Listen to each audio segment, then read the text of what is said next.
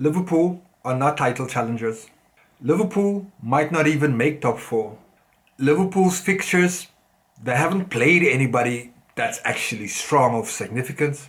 I'm here to tell you right now, we don't care. Let me tell you. Damn straight it is. Hey, listen everybody, welcome to the channel. My name is Siraj.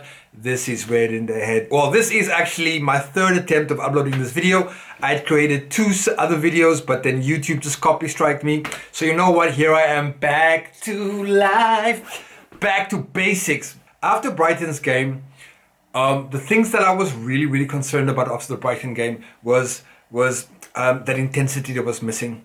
Us fighting for the 50-50 balls, winning our individual battles. So last night, watching last night's game, I was so pleased to see us really correct a lot of those deficiencies that we saw over the last weekend. My God, what a result, what a performance, most importantly.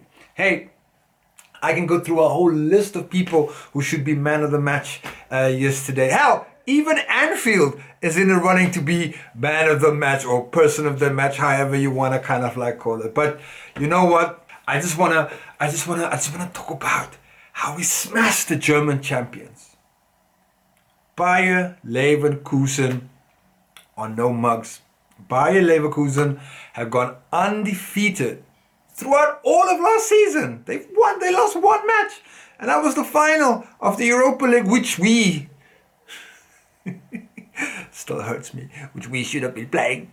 But anyway, if butts and coconuts, that's not what it's about. But again, fantastic performance. Everything that was missing in the first half of the Brighton game was present yesterday. Look, I don't know what it was. It's obviously it's a European game under the Anfield lights, and by golly me, did Anfield show up as well last night. I mean, I think there was a point in the second half where we were still kind of treading water and what are we gonna do? And Anfield's like, yo, listen guys, it's time. It is time, comrades, that we take it up a notch.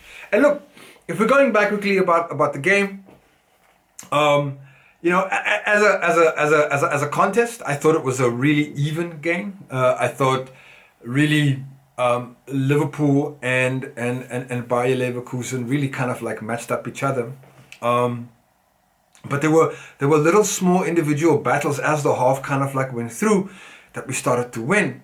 Lucho beating his man, their central defender. And I was reading something today where Arne said their central defender, I think his name was Ta, would be eating up our target man, Darwin Núñez. That's why he decided to play Lucho, so that Lucho can come in and run in behind. And you know what? Fucking A, dude.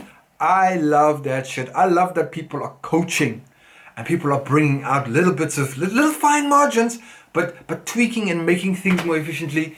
It was insane. Another little tweak that I saw last night, which totally fucking blew my mind, is like, I could see what Bayer Leverkusen wanted to do. They were inviting the Liverpool press so that they can play through us. And guess what we fucking did?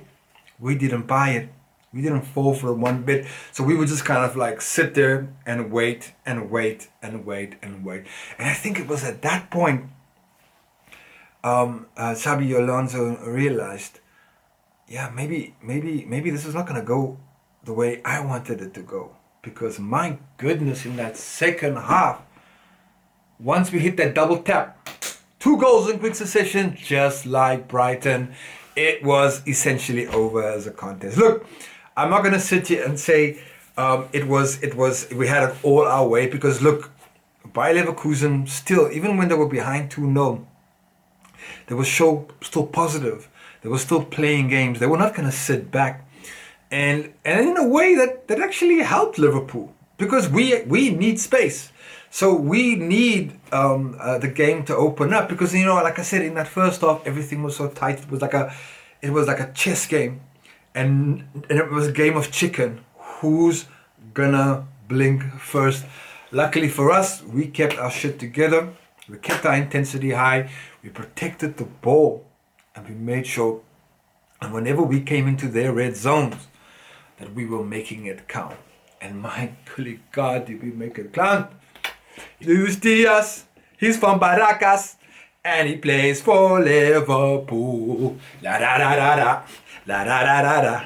Da, da, da, da, da, da, da, da, da, da. Daddy, chill. Well done, Lucho, my man. Hey, I was so happy for him. Like, was that the first? Was that the first hat trick? I can't remember. But fantastic. Same with Cody Gakpo. Back in the score sheet again. And that was always going to be my issue. Like, how do you bring? Can you play Luis Diaz and Cody Gakpo together? I didn't think it was possible, but you know what? In this game against Bayer Leverkusen, it absolutely worked. And you know what? And also shout out again to Mo Salah, 2 assists again, and Curtis Jones, who, if it wasn't for Luis Diaz scoring his hat trick, he would have been my man of the match. But you know what? My man of the match is not even a man. There's a lot of people who are going to say Luis Diaz and he deserves it, right? But I want to give props to Anfield. Because I noticed it.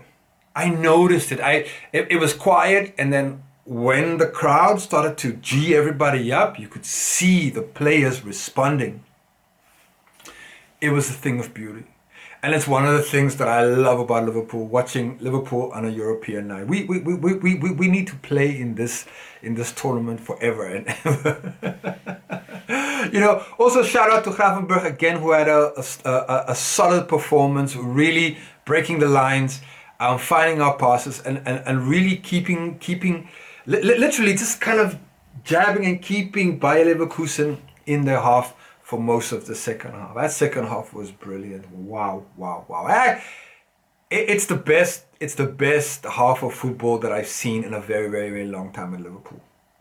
Not, and I'm not saying that because, what about club? It's like, no, I'm talking about a half that was about building up, was about quickly double tapping that motherfuckers so that they are disabled and kind of stunned. So you come there for the coup de grace, which we fucking did. We hit them with the coup de grace at the end. So what I love about the second half was really how when we were up, I never felt for 1 second we were gonna let them in. There was like if it was like maybe a season ago or the season before that, the way we were kind of like playing up and down. We always obviously left ourselves open, but not this Liverpool team. We were not afraid to put their foot on the ball and breathe and hold that Bayer Leverkusen. Oh, what a fantastic performance. I'm so chuffed, man. I'm so chuffed. Like, and these people, these pundits who talk about every other team, it's fine. Listen, if the Gary Nevilles or the other kind of like pundits all want to big up other teams and talk about, them, that's okay. Let them. We just kind of do our business, right? Because let's face it, look, we've only played 10 games, right? It's only a third of the season, maybe, that we've kind of like played. So there's no talk of titles or anything like that. There's a saying, you don't win a title in November, but you definitely can lose it. City getting smashed by the new Manchester United coach as well. And then you have Manchester United people calling me today talking about, you must be so disappointed. Man, I don't give a fuck about your team. I don't give a fuck about your club, your stadium, your t-shirt sponsors, your fucking outreach program. I don't give a fuck about United because I've seen that fucking movie 100 times again. It's gonna be lovely, and then it's gonna fall down again because your club is fucking dukum. There's some witch doctor voodoo shit happening. But anyway, let's go back to Liverpool. My goodness, I am so fucking happy. I haven't enjoyed a game of football like from start to finish in a very long time, and I certainly did. And you know what? I gotta give it to Arne Slot. It's still I'm still waiting for the for the moment where he's going to be challenged, where there's going to be adversity and things are not going to go his way, whether that is through suspensions or injuries or whatever. But seeing this man not scared to change when he needs to. When he sees something is not working, he's ready to change it up. I think a lot of other coaches would kind of like let it run out till like the 60th, 70th minute. But I think that Arne Slot has that in him. And that's why I kind of respect him. I think it was one of the games, Jarrell Kwanzaa, earlier in the season, and he took him off after 30 minutes because he knew this guy was going to have a terrible time. I like that my coach or my manager, whatever they call him, has that authority. And you can see that they're listening to him. I can see that they're buying into it. And what's more important, and this was the most important thing for us this year, any coach can come in, but your team needs to buy into that philosophy. They need to buy into what this guy is selling.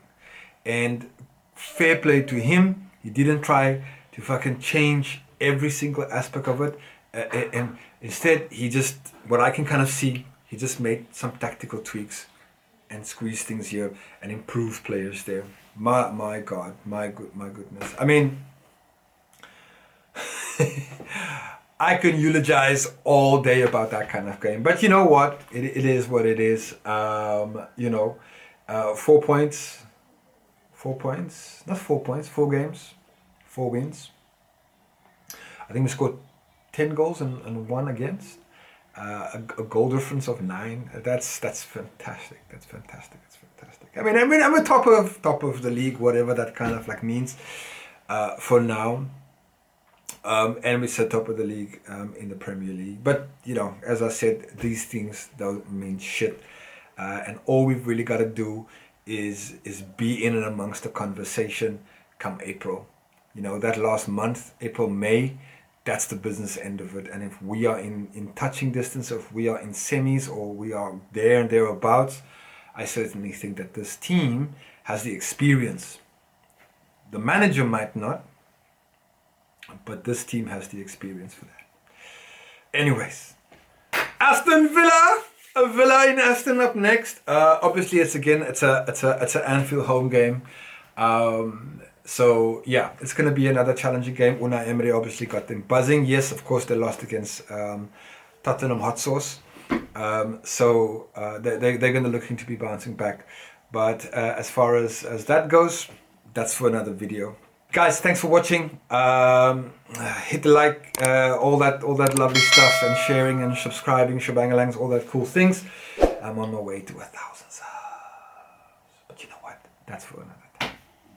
I'm still buzzing, and this is like a day later. Anyways, Reds, you guys take care, and I'll speak to you at the next one.